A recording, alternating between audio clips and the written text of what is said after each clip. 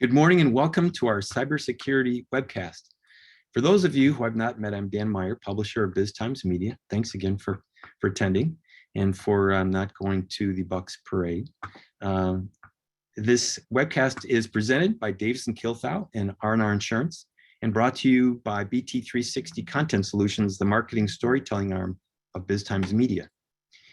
Data breaches, ransomware, and cybersecurity attacks, what you need to know and to protect your business. So experts say it's not a matter of if, but when your company will be the target of a cybersecurity attack.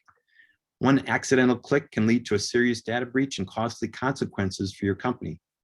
Are you lying awake at night worrying that you're next? I oftentimes do, actually.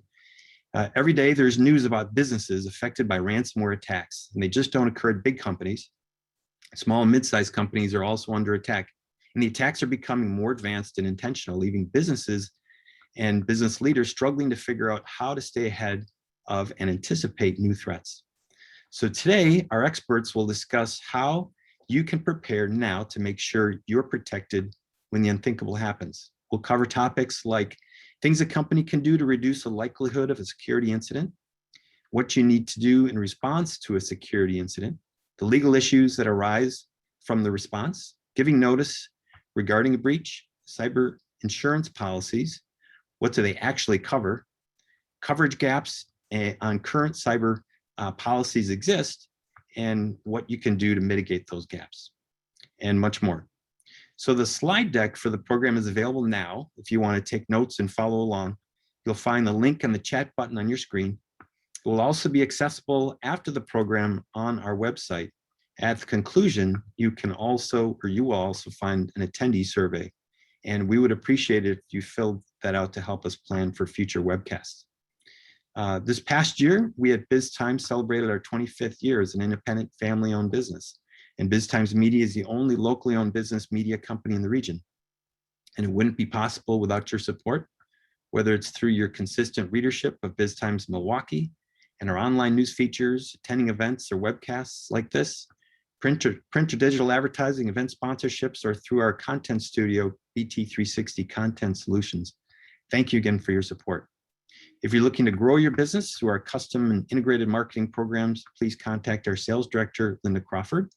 In addition, our award-winning editorial team is always looking for story ideas, especially if your business is expanding or moving, or if you're buying another business or building, or if you have any other news, operational insights, or other information you'd like to share.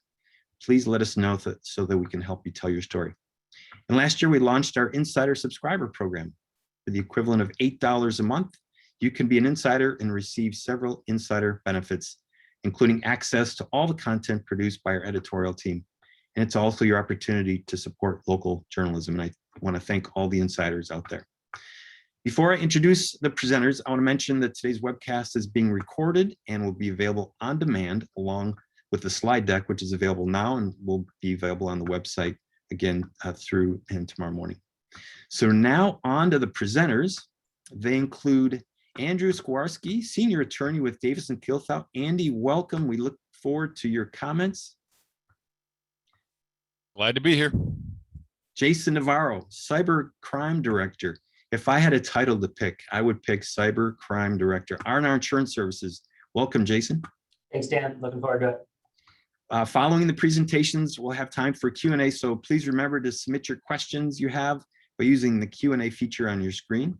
So let's move on to the program. And here to kick things off is Jason Navarro. Jason will set the stage for this threat and the implications to an organization and what can be done now to help mitigate some of these issues. Jason, I'll turn it over to you. Perfect. Thanks, Dan. Good morning to everyone. Thanks, as Dan said, thanks for skipping the Bucks parade today and listening to Andy and I chat for a little bit here. Hopefully, we can give you some information, help you understand a little bit more about all the dangers and more importantly, what can be done and how do you protect yourself going forward. So just a real quick background on me. I've been doing this for about 23 years now. Insurance has always been in my family, been in my blood, coverage, analysis, risk management. That's really my background. About 3 years ago, our agency decided to create a dedicated cybercrime department. And my task was to learn the hacking side of things, learn the side of things that law enforcement deals with, learn the actual attack strategies and help our customers out with that. And from there, build programs that really are designed to help protect them. And so how we do that, we partner with the experts out there who know a lot more about this and deal with it every single day. And from there, we're able to share that with our customers and get them to strategize a lot more. So next slide, Mary. Really wanted to dive in, obviously in 20 minutes in my portion, and Andy's going to follow up on a lot of the things I talked on from the legal side, but we can't dive into it very deep today. But what we're going to do is give you some high level information, share some stats, and share some of the trends that we're seeing. And then most importantly, some common techniques and tips that can be used in your organization immediately to help mitigate the exposure. And that's really the goal here is this cannot be prevented. If a criminal wants to beat you, they absolutely will. That's an honest fact. Your goal is to mitigate loss and the exposure as much as possible. And so that's what we're going to talk about. But setting the stage, we're going to walk through what's happened really in the last year with cybercrime, how the criminals have taken advantage of COVID and everything that's going on in our lives to strengthen their attacks. We'll share some claim stats. We'll talk about how that data is used from not only the insurance industry, the providers that are there to respond, but from customers as well. Use that information to your advantage. The two most important type of attacks that we're seeing on a regular basis still continue to be social engineering. That's an employee simply making a mistake, using social profiling to cause an employee to fall for something and using fraudulent means and get them to be tricked. The new one that we're seeing a rash of attacks lately is provider attacks. So your managed provider, whether it be an outsourced IT department, an insourced department, using that is the key link to get into your organization. We'll transition into ransoms, obviously in the title of today's presentation and what you're seeing on the news regularly. Why is that a concern? What's happening? And then more importantly, what do we see the forecast for on that? After we talk about that, my time left will be really talking about the most important things you as a business can do. Having a cyber continuity plan in place, strategizing about that. That needs to be first and foremost done before the loss occurs. And then lastly, I promise you, my promise to you is that this is not going to be a salesy, pushy type organizational style presentation. But what I want to talk about is some of the key facts in a standalone cyber insurance policy, what you should be thinking about, what do they include, what should they include, because just because the word it says cyber insurance policy on it doesn't mean that it's going to cover all of the items that are out there. It might cover one, it might cover none. And so we want to give you some takeaways to look for or to consider as you're going down that path if it's something you're looking to purchase. So next slide, Mary. So really what in these claim stats continue to go up every single month we have these presentations, but on average now a small event is going to cost you over $200,000. And a lot of the questions that were submitted ahead of time also focused on where are they happening, who's being impacted. The honest answer is all industries. It doesn't matter if you're a one-person shop or if you're a 5,000-person shop. Criminals are not going to target you any differently depending on where you are, location-wise, geography, size-wise. They are going to find the weak links in the organizations that they've targeted, and they are going to attack those organizations. The top cause of loss continues to be social engineering schemes, scams, getting an employee to make a mistake. And in that comment I made about having a risk management pre-loss strategy in place includes training for that. Are you doing phishing scenarios? Are you running mock tests on your employees to see what percentage of employees will fall for those scams? As I mentioned, we're also seeing a surge in attacks on providers. We had a big one of those situations here locally not too long ago. If you get into the provider who manages your IT operations, think of it, they hold the keys to the castle for all the organizations that they're in charge of protecting. And so it's a great strategy to attack those folks because from there, they can expand their web into all the businesses that those providers manage. They have the access points to them. Last point we're going to talk about is that ransomware situation. There's a lot of things that go on with ransoms. There's OFAC implications, government response. We're seeing a big surge in that right now. There's a lot of things that you must do in a ransom situation or be advised on. And so we'll get into that a little bit. Next slide, Mary. And so one of the questions that was asked in the pre-response here and that we get all the time is, well, who's being impacted? And so this is claim year over year data. It's actually year and a half over year and a half data. And what this goes to is the start of COVID. And so when you see here, you can see public sector and education are just getting creamed right now in terms of frequency, claim versus claim. Construction, manufacturing, office, retail, healthcare, you can see the stats. One thing people used to always think this was going after protected medical records, HIPAA records in healthcare. Doesn't mean that healthcare organizations are not being impacted anymore. But what we've seen is a dramatic increase in frequency, which also leads to the severity in terms of total dollar losses in all of these other industries. And so really the big thing here is what we've seen is the criminals got smart. They realized that regardless of what industry you're in, regardless of what size you are in, and it doesn't matter if you take credit cards or not. That's one of the big misnomers out there is you have to have credit cards to have a cyber loss. This piece of paper right here in my office, if it has customer information on it, it's a piece of paper and it's stolen or compromised, that can constitute a cyber crime. And it's the transactions you have, your financial information that you have from customers, vendors, suppliers, employees, all of that information that you have in your organization, regardless if there's credit cards or not, constitutes a cyber exposure. And so that's where the criminals have gotten smart and they're starting to target many, many industries on a wide scale. The insurance industry as a whole has had to respond very quickly to this. For 3 years prior to this, rates on average were perfectly flat in the cyberspace. There were claims, but the amount of customers that were being added balanced out those claims.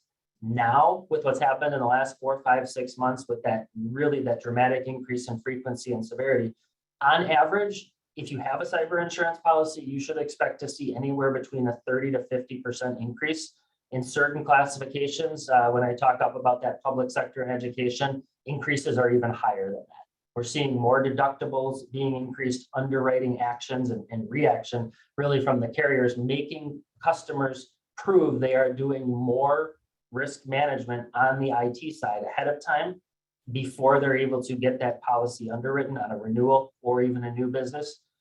One of the very cool new things that the carriers are doing is they're using AI, artificial intelligence. They're pre-screening you. For those of you who have a cyber insurance policy, or for those of you who may have looked at it before, 5 years ago, an average cyber insurance application was about 18 pages long, no joke. It would take you a very long time to complete. Now, most applications are a page, 2 pages at the most. The reason is AI already knows more about you. There's programs out there that the carriers all subscribe to that can scan all of your public-facing information, ports, certificates, what versions of software you're using. They know more about you than you will ever fill out on the application, and they know it in about 1 minute. And so that information is used in the underwriting process as well, and that helps the carriers pre-select better risks. So these are all actions that have been done since really the rash of claims have sparked. Jason, since the 30 to 50% increase in rates, are you seeing increase in coverage limits as well, or is it just literally they're charging more for the same thing? Yeah, it's more for the same rate to rate straight coverage limit basis. Good point, Andy, though, and we're going to get into this here in a little bit. Typically for the last few years, $1 million is what a lot of people looked at from a bucket of money on their policy limit. As claims at severity level continues to increase, most customers have now started gravitating toward higher overall limits because $1 million doesn't go as far as it used to. And we'll talk about with some of those ransoms that are being paid out, why it's very easy to eclipse $1 million. But Andy, to your question specifically, rate coverage to coverage, that 30% to 50% increase is on the same limits, but now you're also taking more of a deductible risk as well. The deductibles are being increased. So good question. Next slide, Mary.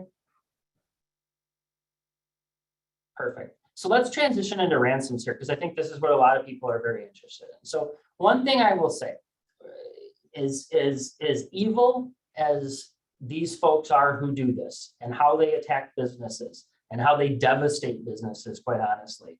They are absolutely phenomenal business individuals who do this from their business model. They created a plan that they are strategic, they are very determined in what they do, and they will win. So we can hate them, but they are very good at what they do. And so I showed this little snippet because I think it's absolutely fascinating with how much in tune the criminals are to what we as the good guys do. And so there's a company out there, this is from January, so not too long ago, but there's a good guy defense firm called Bitdefender that had announced that as the good guys, they had found a security flaw in what DarkSide, is an evil organization that goes after businesses and was attacking them and holding companies for ransom. They had found a flaw in their system. And Bitdefender was happy to announce the startling breakthrough, as they talk about.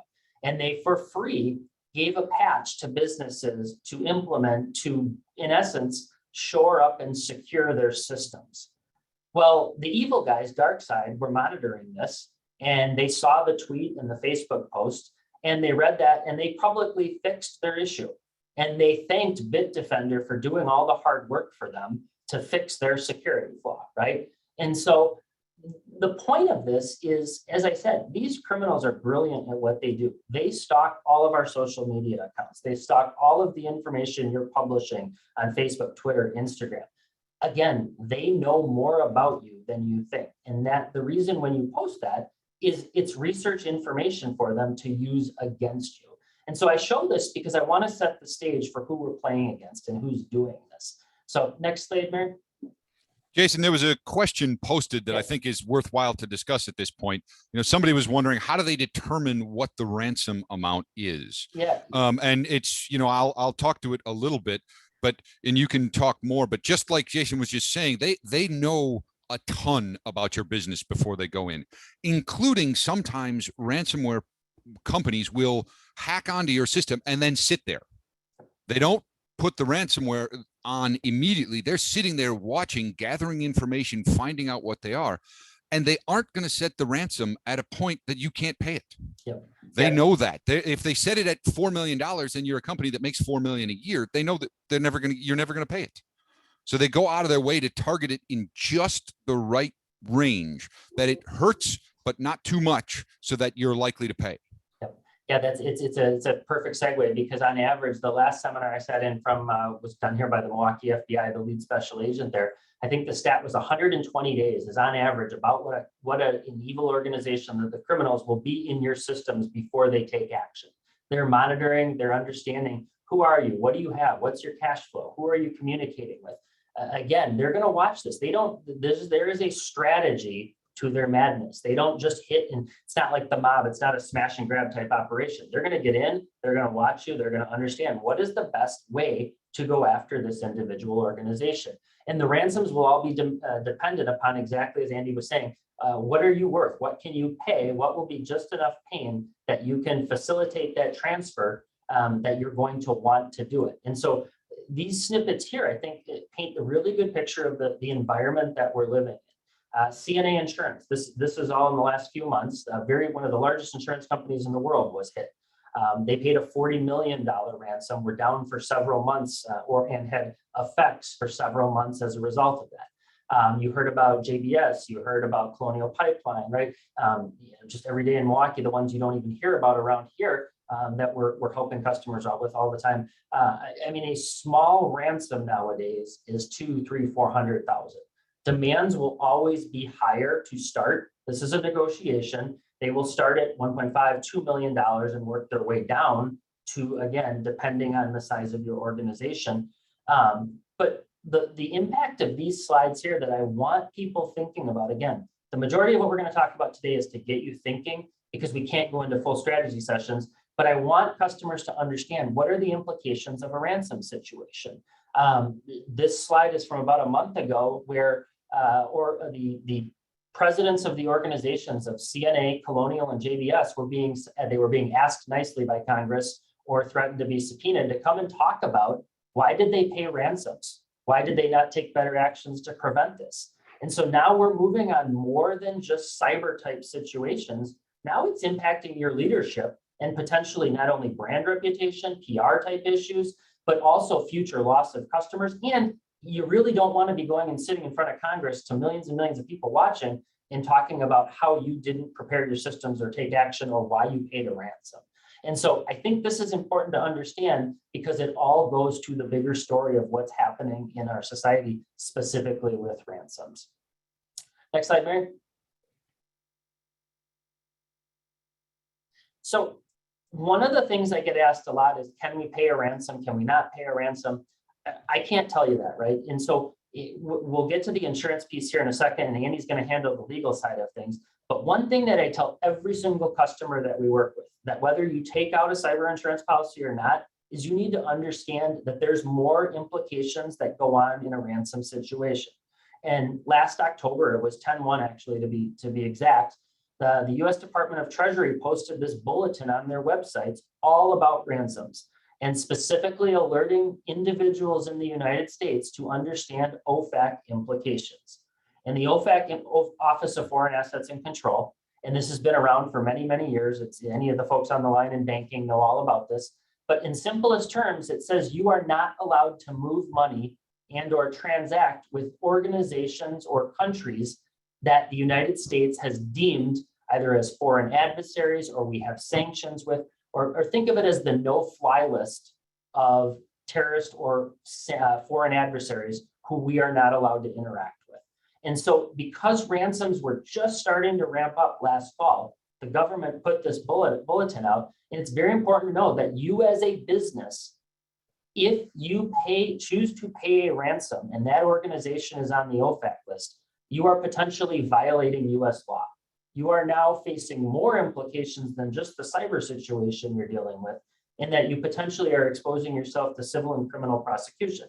That's a very big deal, right? And so part of what you need to understand is, when you have these situations, ransomware is a covered, contemplated coverage section of an insurance policy. It's a reimbursement, right? And the reason it's a reimbursement and not a straight payment from a carrier is that because the carrier who is acting on your behalf has to also run an OFAC check. And part of that conversation with your carrier at the time of a ransom situation is to say, was this organization who's holding us for ransom, were they run on the OFAC list? Who did it? Get it in writing, know it's there. Then the carrier also has to do that before they reimburse you. And so that is a very big deal. Part of what you're transferring to the service providers who are going to come out and help you when you've paid for that insurance policy. So I let everybody we talk to know about this because there's a lot bigger implications that come down the road than just the cyber claim you're dealing with. Jason, most ransoms are nowadays paid in Bitcoin. That's correct. When I saw this slide on yours, I was actually wondering, the last ransomware one that I dealt with, I don't believe we knew what country they came from. I believe it was just, transfer it to this Bitcoin account. Yeah. And I'm wondering if maybe that was the hackers once again staying ahead of it and knowing that, oh, well, wait, we got to hide where we're actually coming from now. Or if that's just, fundamentally a part of Bitcoin. But it was interesting to see when I saw this, and because I remember I was using an expert in that case who was an expert in negotiating ransoms. And I don't remember ever seeing where the ransom was actually from. Yeah, most of the ones we've dealt with, the organizations that are doing this are pretty proud to share who they are. They don't hide it, and it's their business model. And so almost all of the ransom situations, in fact, I've never had one where we didn't know who the threat actor was. And so that when we're transferring the funds at the time of ransom payment to them, to know who and where they are. So I just saw a chat come through. I want to address this because I think it's perfect time. Arthur asked the question, so paying a ransom is illegal, probably or not for sure. Not illegal. No, it's only the bulletin here is stating that in the United States Department of Treasury's opinion, it is illegal to pay a ransom if you are on that list. Now you're going to get into the attorney side of things, right? And this is part of what you are paying for. Again, the simplest way to understand, when you pay for a policy, you're transferring all of the service teams, the experts. That's the attorneys who are going to represent you, the rapid response IT teams, the PR firms, the extortion specialists, who would be the ones that handle this with the attorneys. They're going to run that OFAC check. Treasury, not me, not Jason Navarro, not your insurance carrier. Nobody else is telling you that it's illegal or not illegal to pay this. The United States Department of Treasury is the one who's saying that. So if they're on that list, they're saying you can't make that payment. If they are on that list, your insurance carrier will not pay it either. They will not reimburse you because it's violating US law in this case. So that's the time I want to be very clear about this, specifically to Arthur and everybody listening here.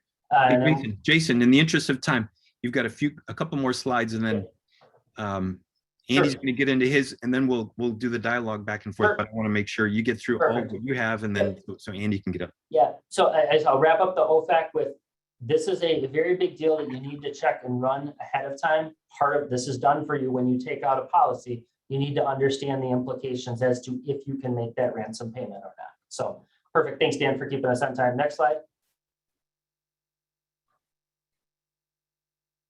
So actually, let's skip this one in the interest of time, and let's go to the final two here.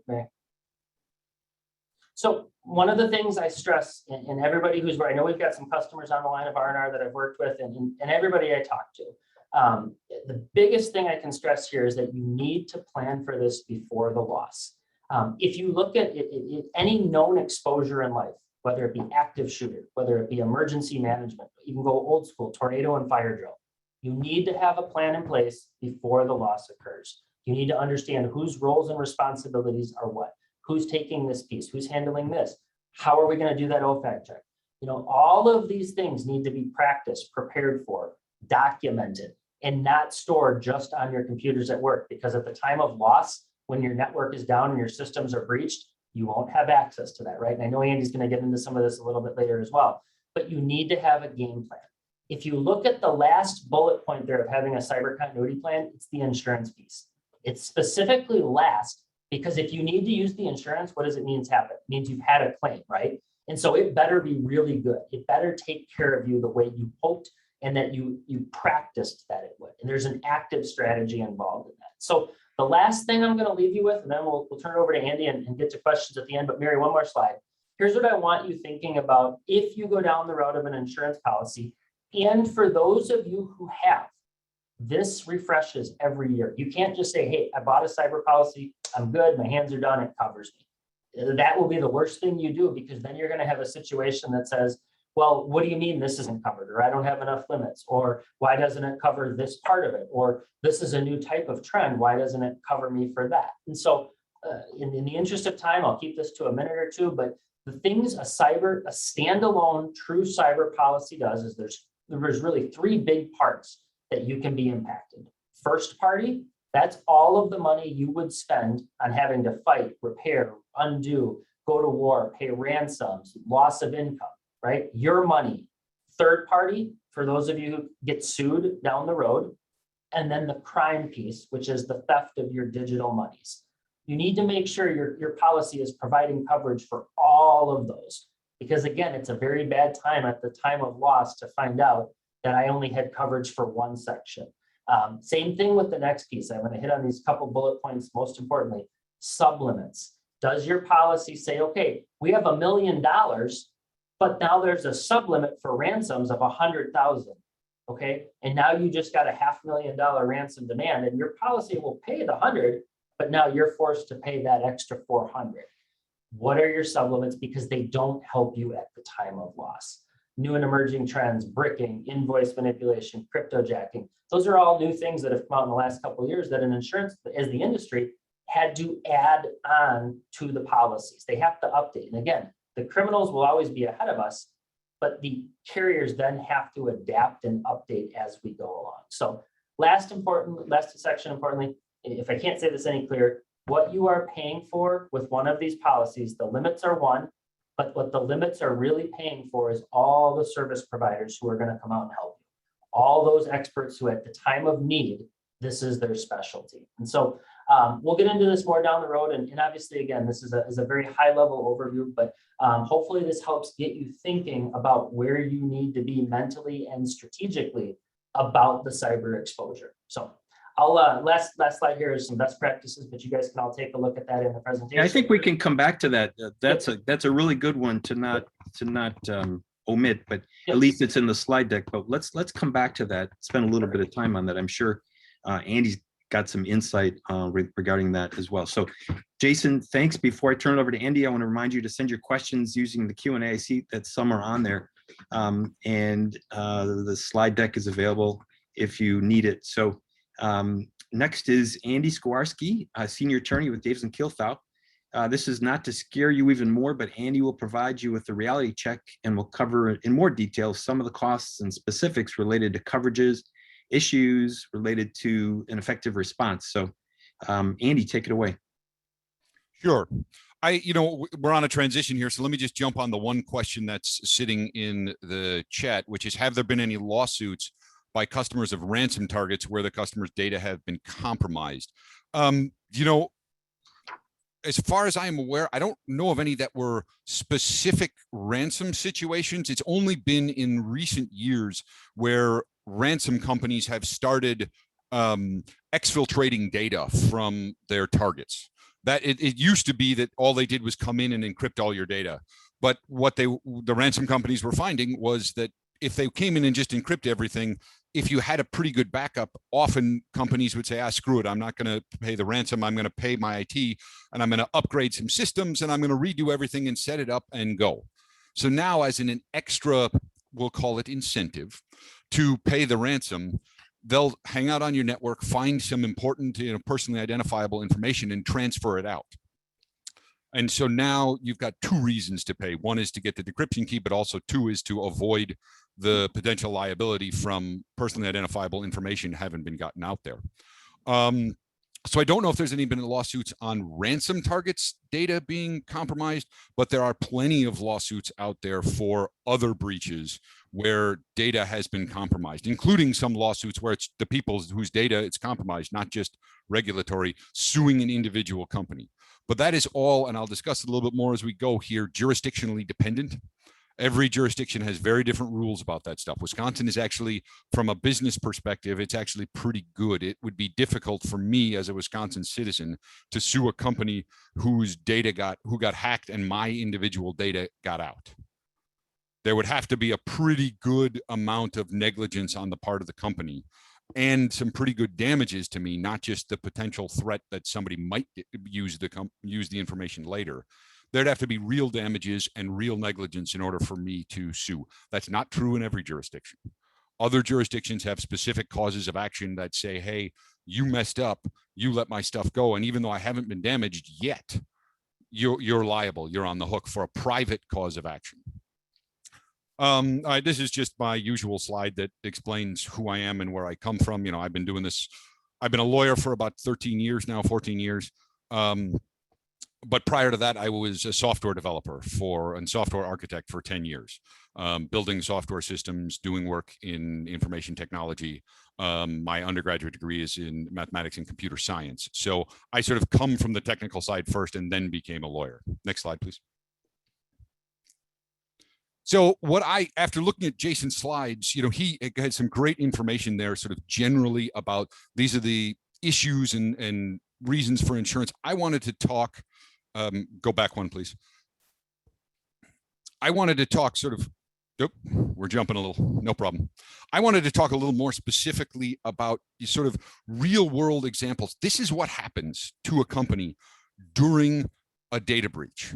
And, you know, what happens, there's no other way to put it. It sucks. It is awful when I get that call from the client, you know, the CEO, the COO, or the general counsel who calls me and says, oh my God, we just lost X dollars, or we just found out that somebody's been sitting on our network for 4 months. It is an absolute crater in your business operations. And, you know, the reason we sort of partnered, R&R and I partnered today, because the only really good defense you've got once the hack has occurred, you know, you've got your backups, you've got your technological defenses and all those things, but all of that is time, all of that is disaster, all of that is just a big pain. The only way you really have to ease that pain is insurance. You've got to have the right insurance, but it needs to cover, as that first bullet says, a really wide range of impacts, because it's different for the type of hack that happens. You get different impacts. You get different impacts on your company. And it's expensive. And Jason already went over some of the expenses that we've seen, but you know, a really small one sometimes you can get away within the $10,000 to $20,000 worth of just breach response costs. But typically speaking, you're talking hundreds of thousands by the time it's all said and done, particularly for a mid or a larger size business. Go ahead to the next slide. So I wanted to talk about the typical costs that come up, because as we look at these typical costs, then we can talk about whether or not they're covered in a policy, because I usually end up getting into fights with the insurance carriers about whether or not something is covered. So, you know, Jason probably broke it up now that I saw, you know, thought about it a little bit. His slides maybe broke it up a little better, but you've got the breach response costs. And the breach response costs are, you've got to get the IT people in, you've got to get the outside forensic consultants in to figure it out. And, you know, those costs for smaller companies often exceed the damages. So you've got damages that are going to be ransom. You've got damages that maybe there was, you know, funds transferred to a place and, you know, lost. There was theft.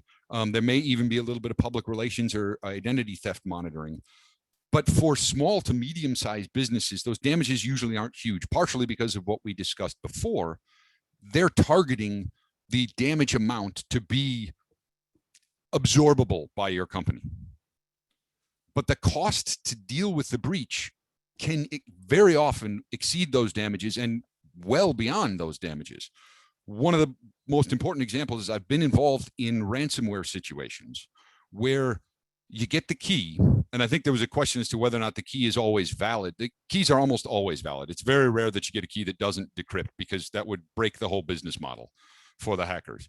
But the more complicated process is that, and IT professionals will tell you this, and I work with them all the time on it, is the decryption process isn't perfect. And the process of getting your network back up isn't perfect. And so what happens is you decrypt your whole network, but something's wrong. And the investigation and the cost of IT people to figure out why your server isn't running after you unwound it and decrypted it often exceeds the cost of replacing it. It's just so expensive to figure out what went wrong as part of the decryption process. So there is actual physical damage to your systems, to your software that happens from a ransomware that you have to deal with, and they can be huge. And so the other big thing that always comes up is business interruption. Because look, there is no business interruption that looks quite like ransomware. I mean, your business is shut down. I've seen situations where the ransomware not only runs the office IT, but the factory floor is all interconnected. And suddenly the factory floor and your ability to run your presses, to run your screw machines, to run anything that's out in your factory is gone. Because those things are all automated now and have digital control. And suddenly, not only is it your office staff that can't function because you've been hit with ransomware or something else that's impacting them, but now your factory's down, or your ability to fulfill orders is gone.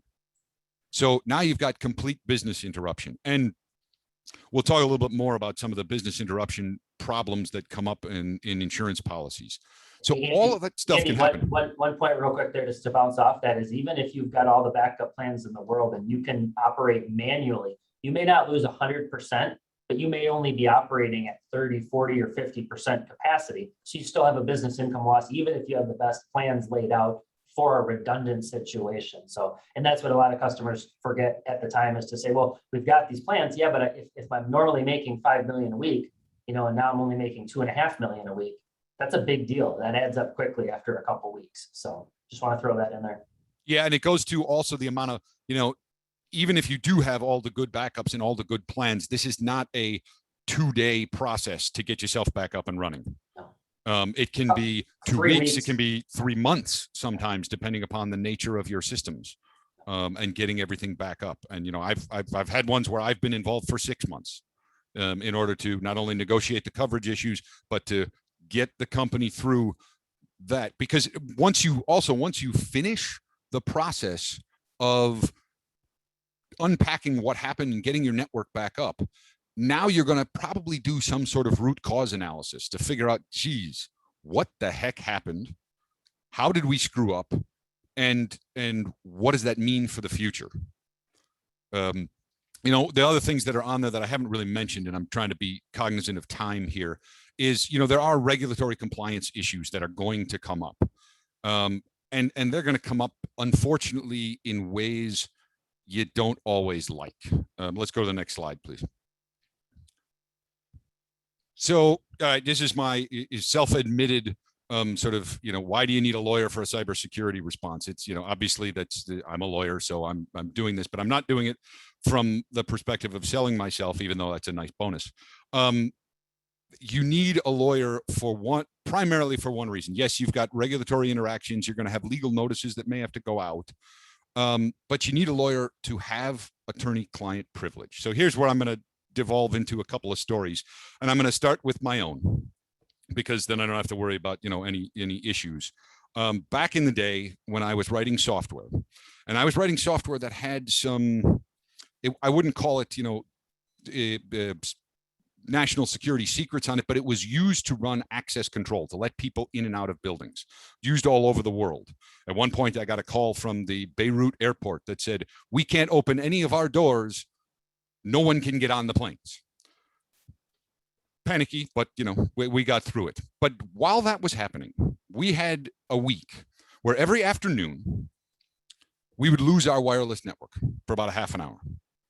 And we all couldn't figure out what was going on. Then we figured out the next week that there was quite literally a white van driving around the neighborhood. And it had equipment in it that was probing the wireless networks that were there. This was early in the days of, some of the more cyber hacking. This is around 2000. and it was probing our network, trying to get through. As it turned out, once we figured that out, we figured out what was going on. We locked down our network. But afterwards, we had sort of a root cause analysis and sat down to figure out what was going on. And it turned out, point blank, I forgot to add a patch. They add these security patches every week, every month from Microsoft and all these different providers. And I forgot to apply a patch that had come out for our router. And they were trying to exploit that. Now, I got lucky. Nothing happened. But in every single cybersecurity event that I've helped a client through, there's a moment where somebody comes forward and says, I got to talk to you. We just realized I clicked on something 3 months ago. Or there's a moment where somebody says, oh no, I kept that data on my laptop and it wasn't encrypted. Or even worse, somebody says, oh no, I thought we were doing that through the third party system, but I just realized they send us back reports with information that shouldn't be in it. And suddenly you have a much bigger issue than you thought. There is always, in every one of my investigations, one of those interactions where you're going to have to talk about painful things and likely things your company is messing up. And understand you're not alone. Every company, it's just impossible given the number of things and the amount of data that you have. Every company is messing up in some way, shape, or form. We all are. We all are. It just is. You're going to want that conversation to be privileged so that people can come forth and talk to you and tell you what happened without having to start a giant, broad sweeping investigation. I'm not saying you won't have to do that. You might, but you can have that interaction covered by attorney-client privilege so that you are protected. If there's a lawsuit later, if there's a regulatory investigation later, if somebody's got to go talk to the feds, if any of that stuff has to happen, those conversations can be open and honest and you can hear what's going on because you're privileged by attorney-client privilege. You can get that from in-house counsel. You can get that from outside counsel, but that is the primary reason you need a lawyer for cybersecurity responses. Yes, lawyer helps with the regulatory interactions, helps with legal notices. The one bullet there that sometimes people forget about is contract compliance. I've been in a lot of these where people did not realize that they had a contract with a supplier or a contract with a vendor. And in that contract was a provision that explicitly said, if you lose the ability to access our data, you have to give us notice. And the failure to do so constitutes a breach under the contract. It's in those contracts. It's in a lot of contracts. I've seen it, and it gets missed all the time in data security responses. It's there and it needs there.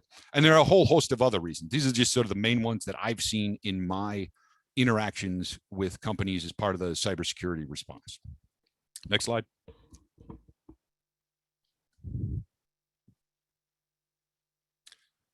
So when you go through and think about those things, Jason talked about this a little bit, but primarily what happens in most of my situations is somebody comes and says, oh, but we've got insurance for that.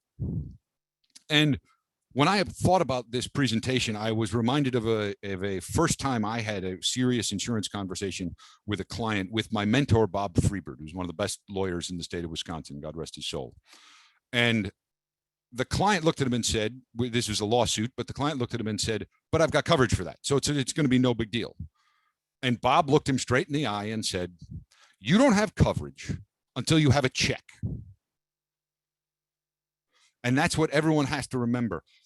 Just because your comprehensive general liability policy has a rider that says electronic data security or something along those lines, that's nice, but you don't have the coverage until you have a check. Most CGL policies, and I've been astounded over the last 2 years, and some of Jason's slides sort of predicted this.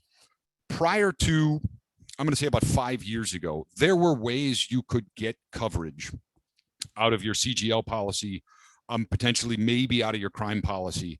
There were little cracks that you could make an argument for coverage, and you could sometimes get your insurance carrier to kick in. The last one I did pretty recently, I was astounded at how well the insurance companies had gone through and with riders and other exclusions had covered every one of those cracks. You can't get through them anymore. I was astounded.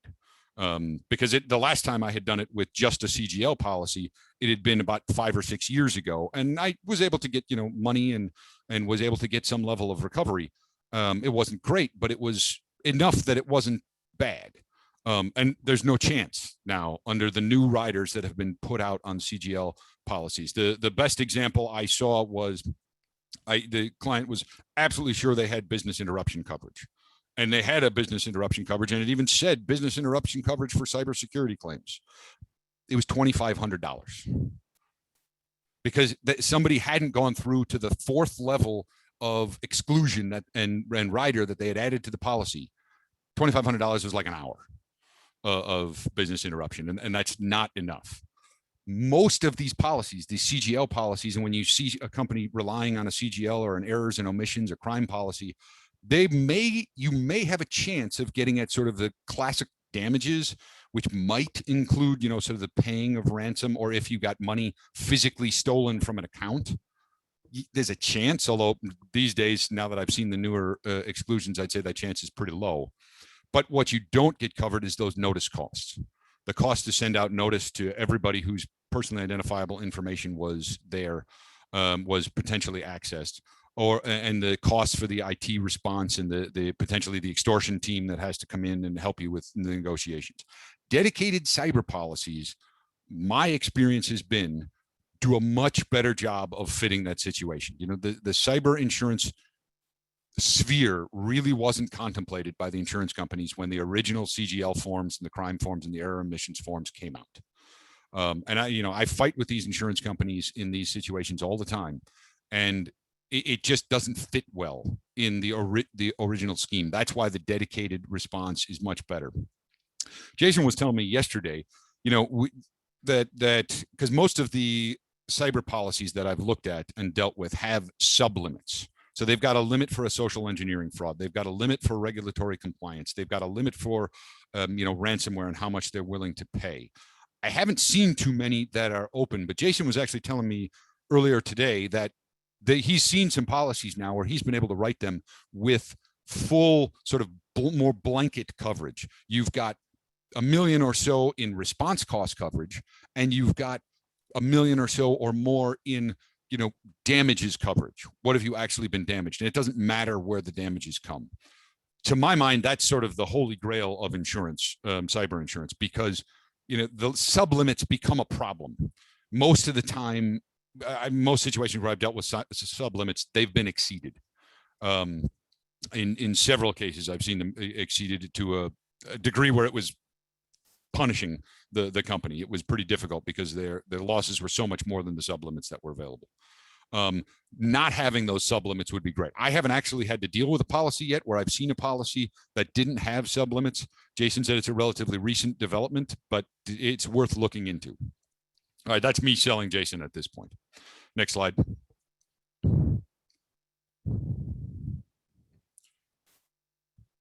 All right, so what we'll probably do here, I think the best way to go, Jason, is we'll sort of combine thoughts here, because I've got some things that you want to know to be ready for a data breach.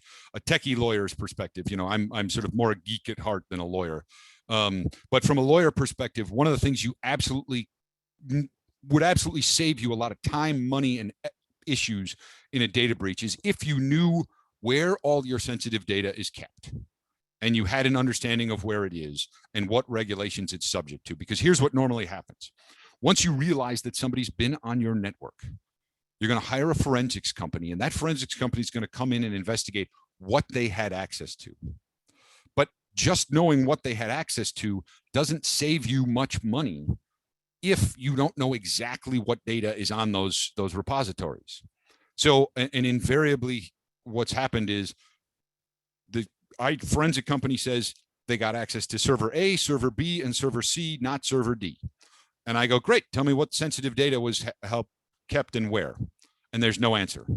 So now I have to spend a whole lot of time as a lawyer going, okay, what data was kept on server A, server B, and server C?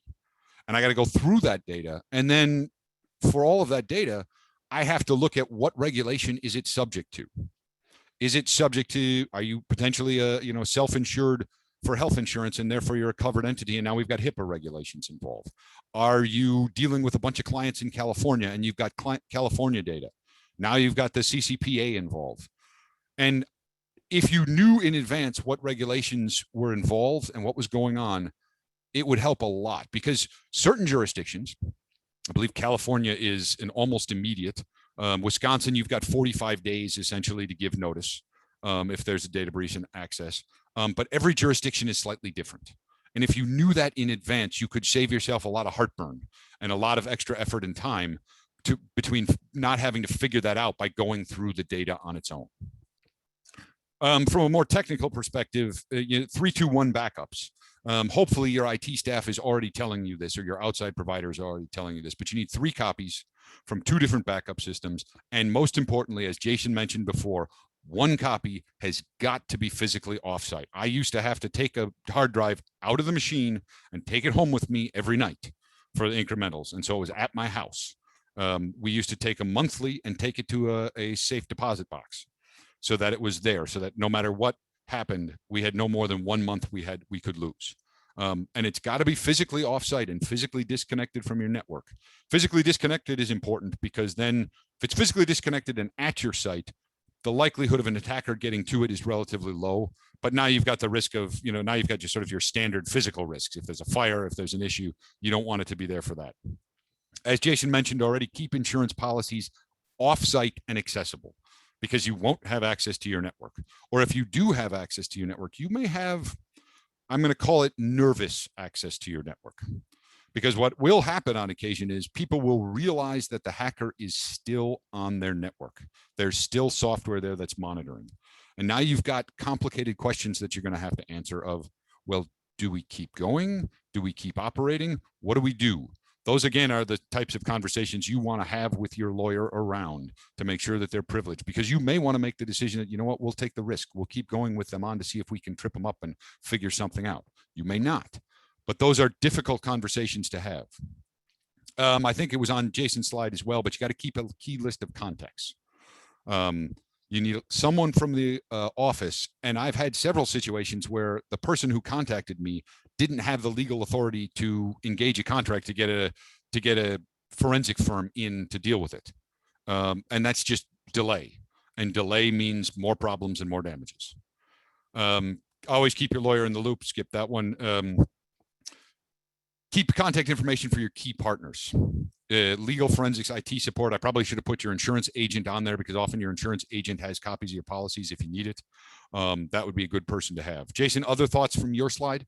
Yeah, if we go back to the slide, Andy, I think it ties in really nicely. I think the biggest thing to remember here is you're going to be in a state of panic. It's going to be shock. It's shock and awe. Whatever the term you want to use is, your entire life, if slide 20, yep, is going to be down and not accessible. And so with all that going on, going back to my comment, you have to prepare for this before the loss occurs. Have a 1-sheet page that's got all of, and more importantly, what's people's personal cell phones? What are their personal email addresses? Because there's going to be communication that needs to occur, but you can't use your business email right now. So how do we contact you electronically without your main domain name from your organization? Have that at the ready, so that when this does occur, people are able to stop or not stop the communications, as Andy said, that engagement letter from your providers, from your remediation firm, from the attorneys that are assigned to you. If you've got a policy, you can't start the process until you physically sign that statement of work or that engagement letter, and that does take some time. And holdups occur when people can't have communication. So I don't know if we're going to be able to go back to slide 20 there. There we go. So a lot of this bounces really, really nicely off what Andy was saying. None of this is rocket science, but it's the physical act of planning for it ahead of time. It's to have that key list of contacts, have your plan in place. But things that I would say the biggest impact that you can do to lower social engineering scams, which are, again, still the most likely cause of loss, are make sure your employees understand that if you're the lowest individual on the totem pole in terms of seniority, or if you're the president and CEO of the company, if you have access to the network or the systems, you are in essence the president of the company when it comes to IT defense and actions that you need to take. You need to understand that people play a role in this and that you have to train for it and practice those scenarios. Changing passwords is a really, really good technique. Longer is better. You don't need to have the characters. They have computer programs that can break the old 7+1 in about 24 to 48 hours now. Understanding passphrases. How can I create a phrase that's 15 letters long that I can easily remember, right? Stare out the window and think of the first 3 or 4 words that come to mind. Most words in the English language are 3 letters long, right? So you can get to that 12 to 15 magic number very quickly with something that's much easier to remember, like blue cars drive very fast, something that you'll remember regularly, but it's lengthened so that it makes it harder for AI to break in, right? One of the biggest tips I can give when we see on the back end of going through these claims is that never, ever, ever use your business email address for anything other than work. If you're using your domain name for rrins.com, if I'm using that on Amazon, Target, LinkedIn, whatever, eventually those sites will get breached. And when they do, the password that was associated with that email account will be posted on the dark web. And people in real life, we're all human, we use the same passwords for more than one site. And so when an algorithm, when a computer program will then start playing off every password and email combination out there for all your financial institutions, bank accounts, vendors, suppliers, that Jason Navarro and his email address and this password that was found, it will find something else and then continue to use that to exploit me. So these steps that you'll see on the slide, again, thinking about this before the loss occurs is the most important thing you can do. Starting to practice for it, train for it, and implement these actions, along with what Andy was saying, and having that backup plan in place is what's going to help you at the time of loss. Okay, guys, we got time for a couple questions. We might go just beyond the hour that we had promised, but and you might want to check out the questions that were submitted on the Q&A. But thanks for your content. And is there a way that if we don't get to some of these questions, we have the email addresses, we have the names of those that submitted it. Maybe you could connect back with them, at least give them an email response. But we're hit by a ransomware attack at the end of May. What are post-mortem types of things we should be doing, and with whom? You talked, I think, Andy talked about root cause analysis. And our company's hit twice. Have you seen that? Often, Yep. Often, because it's an unfortunate fact. First of all, most of the time it comes through email and it comes through social engineering, right? You click on something, you make the mistake, and everybody makes those mistakes. I mean, like I said, I was supposed to be, an expert at this stuff, and I will miss that somebody changed the L in Gmail to a 1 when I see an email. It's just really hard. They will go back after you thinking that they can get you both either on the same sort of social engineering, or if you happen to miss and not patch the hole that they got through the first time. Because what are you doing when you restore everything from backup? You're putting it back to the state it was before they got in. Well, if they got in through a hole before, that hole's still there. Or also, I'll bounce off that. If you look at slide 17, it's one we skipped in the interest of time. It's actually about a month-old stat showing this is an organization that does this for a living, that's compiled some data that shows percentage of companies that were impacted more than once and why. And so think back to the comment I made. This is an organization, these groups that do this are trying to make money. If they are able to beat someone, their business model also will sell how they did that out on the dark web, the tools they used, the techniques they used, and they will sell that to people on the businesses they breached for additional funds. And now different groups can try to rehack or re-breach that same organization. So as Andy was saying, absolutely, just because you've had one and you're in a better state, you've cleaned up your situation, you're smarter than you've ever been about cyber, doesn't mean that you can't be impacted again. So this webcast is really designed to provide leaders with a better understanding on what they need to do and to be better leaders. So there's a question from an anonymous attendee. Are there any tools that can help an organization estimate the potential amount of cyber loss? 1 in 25, 1 in 50, 1 in 100. But my other question that's related to that is that can you both talk about what are you seeing with the amount of companies that are actually prepared for a breach or attack? Like on a scale of 1 to 10, it's like, okay, they're, 50% of the companies they've done audits, they're ready, they got everything that you had said, or that's like 1% of the companies, but half of them have done half of what you said. I mean, how exposed are these companies? And, what's the likelihood of, I mean, you said it's not win if, but when. hopefully that makes sense, my question. Yeah, I'll just jump in real quickly. So first question, there are benchmarking calculators that you can absolutely use that will give you a guideline. That's what it will give you. It'll give you a ballpark scenario of what are my exposures from a loss standpoint, right? How many individuals could be impacted? How much data do we have? You can use calculators that will say, what is the average cost for notifications? You can say if we're down for 3 weeks, what is that? You'll know your revenue stream, right? So you can build up to what is an appropriate limit for you. And then the bogey out there that nobody knows is the ransomware, right? So you can plug in a number that says, okay, what if we get ransomed, plus all of this other stuff, plus all of the costs that it's going to take to fight the bad guys, in essence. You can add all that together and get a really good number for what makes sense for you. So that is out there to be used. I'll let Andy answer the second part.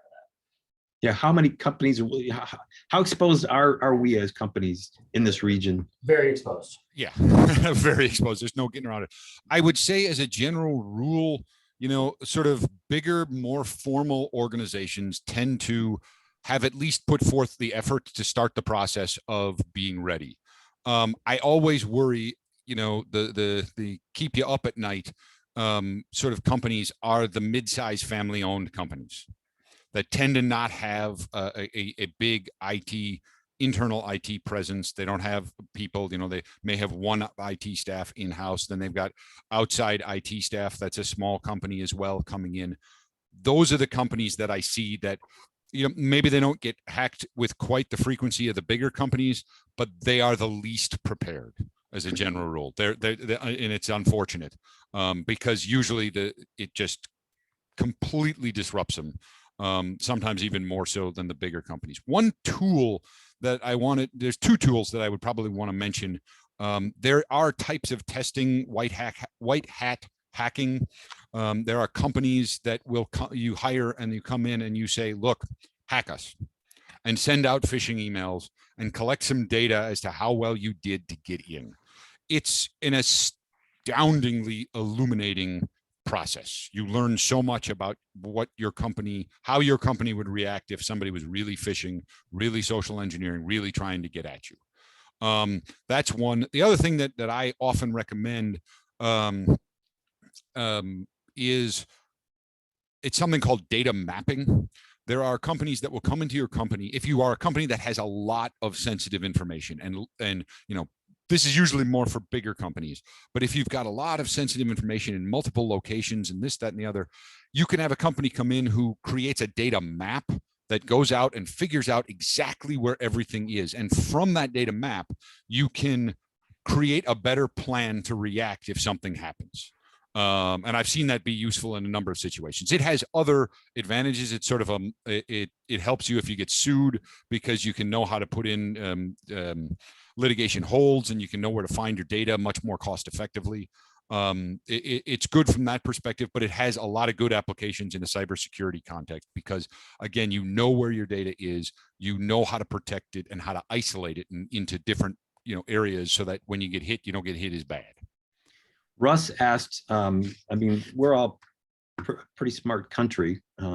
Why can't our smart data security brains neutralize some of these crimes? Not all crimes can be beat. Why can't U.S. companies have difficult effort in recruiting our top educated individuals to fight the ransomware criminals? And I know government's been hacked too, and government typically is not the answer to a lot of things. But can you reflect on where this is all headed, and is there an end to this, or is this just the way of life for the foreseeable future? I think it's a part of. I mean, think of us as organizations. More and more of us are going digital. We're going to the cloud. We're moving in the direction that will only exacerbate this problem, right? And so the good news, if there is any, is that more people are aware of this. People are strategizing more than they ever have. It doesn't mean that they're fully up to speed and ready for it, but they're starting to recognize that, hey, this can hit us, which is a good first step, right? Government is taking a more firm response than I've ever seen before, right? Even in the last couple of weeks, you've seen the FBI starting to target now Bitcoin and try to recover some of that Bitcoin. That's a very new phenomenon that we're starting to see. They are very active. They do not want to lose this. I mean, we have people that do not want to lose this fight, but quite honestly, we are going up against very high-level military-style, state-sponsored organizations. This is not your average mom and pop group of kids in their parents' basements that are trying to fight us. This is high-level organizations that are trying to attack us and send a message and make money. They're very good at what they do. Our people are doing everything they can. I mean, our defense firms, our law enforcement is taking this incredibly serious. But to your point, Dan, I mean, I'll say the name of it because you probably saw the story. FireEye, who is the preeminent leader in IT defense in our country. End of story. They are the best of the best. They got breached, right? And as a result of that, the services that they provide to many of the Fortune 100, the top U.S. defense company, the Defense Department, the State Department, they were accessed that way, right? So it goes back to that comment. Sometimes people don't like to hear the truth when they feel like there's a way around it. But the answer is, if they want to beat us, they will. Our goal is to fight like heck and try to mitigate that to the best of our ability. And some of it is, and you know, everyone here is sort of in some way, shape, or form in business. It's a cost benefit analysis. You know, you really want to lock down, you get yourself really well protected. Stop using email, or use incredibly high encryption email. I mean, there's an email company in, I think it's Switzerland, where everything is encrypted at all times. You can't even search your email because it's so well encrypted. But every time you make a decision like that, you are losing levels of functionality. Now, if I were, you know, running an IT department, I would probably tell you, I might say, you know what, we're going to go back to ASCII only email. No pictures, no links, no images, no, nothing. All you get is basic text. And that would substantially cut down your risk of somebody sending you a link in an email and you clicking on it and doing something dopey. But that's a lot of functionality that you're getting rid of there. And so we try to, as Jason said, you try to mitigate the risk as best you can. And then you've got to make a cost benefit analysis decision. Do you, you know, how much are you going to limit your employees' access to the internet? How much are you going to limit email? Because, I mean, if you're willing to do things, you can get your risk down pretty low, but what you have to do is pretty substantial. Now I will say there's one development on the horizon, at least from a ransomware perspective, that's, I don't know exactly how far away it is because I haven't looked in about a year or so, but quantum computing, and without getting into crazy geekdom, a standard computer stores ones and zeros. They've got 2 states. Quantum computing has multiple states. So it's not just a 1 and 0, it can have multiple different positions. We're starting to have quantum computers. Quantum computers will be able to break encryption that they use in ransomware in the not that distant future. Here's the problem. Quantum computing will also be able to break the encryption that holds your password. And so there's a whole new set of problems that are going to come along with that. Just one last quick question, more of a personal interest. And I know a lot of companies are small to mid-sized companies. Andy, you mentioned family businesses. I mean, with people working remotely, you know, full-time or part-time, there's a lot of information that's sent via email, even monthly financials, you know, from a work-at-home situation that comes from QuickBooks to another home or the office. I mean, that's probably something that's not advisable. Again, it's a cost-benefit analysis. There are additional risks that come in by working at home. You are connecting functionally speaking, you are essentially connecting another network to your network. Yeah. And so you have risks that are attendant to that. However, the question is, I mean, during the pandemic, what were you going to do? Right. You needed to work from home. I mean, you needed to have so you have to make decisions based on that to figure out, you know, how to keep that as safe as possible. You know, one of the things you mentioned, like QuickBooks or things like that, one of the things you have to do as a company is you got to make sure that people aren't saving stuff off of their QuickBooks onto their home machine. If they accessing from a machine at home. Why? Because from my perspective as a lawyer, that creates all kinds of extra risk and all kinds of extra potential liability, because now I got to look all over the place to find out what data has been accessed. And, you know, you've got a whole nother host of people who might have access to that. All right. On that exciting note, Andy and Jason, we have to end this. We blew past the hour, but this is really important stuff, as hopefully everybody realizes. So again, thanks to you guys, Andy Skowarski, Senior Attorney, Davison Kilthau, Jason Navarro, Cyber Crime Director, R&R Insurance Services. Everybody, these are the experts. You can see their contact information on the slides, and you'll have access to these. They're happy to help, and hopefully they can get back to some of the questions that weren't answered, related to your cybersecurity concerns and putting a plan into place to mitigate these disruptions and expenses related to a potential attack. As I mentioned earlier, the webcast the recording is available on our website sometime tomorrow morning, and the slide deck, as I mentioned, is available. So we value your feedback as you leave, or as we look to have more webcasts in the future. As you leave, we'd appreciate you fill out the attendee survey, which will open a new tab once you close the webcast tab in your browser. So thanks so much on behalf of our webcast presenters and partners, Davison Kilthau, R&R Insurance Services, and BT360 Content Solutions. Thanks for coming. There's still time to get out to the Bucks Parade, or you can just watch it on TV.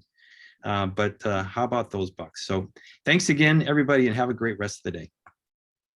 Thank you. Thanks. Thanks, guys. And Mary.